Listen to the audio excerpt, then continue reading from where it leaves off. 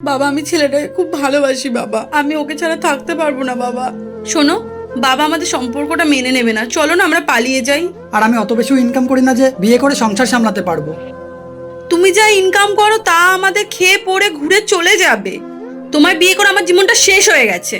বাবার কথা শুনে বিয়ে করলেই ভালো হতো। কি দেইনি আমি তোমাকে? হ্যাঁ, তোমার বাবার মতো আমি বড় লোক নই, তাই সবসময় আমি তোমার সব চাওয়া পাওয়াগুলো পূরণ করতে পারিনি। দিনের পর দিন তোমার চাওয়া পাওয়া বেড়েই গেছে, সেটা হয়তো আমি পূরণ করতে পারছি না।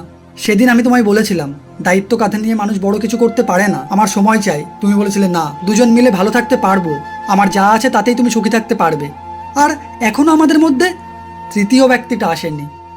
এখনো তোমার কাছে সময় আছে, তুমি চাইলে আমাকে ছেড়ে চলে যেতে পারো।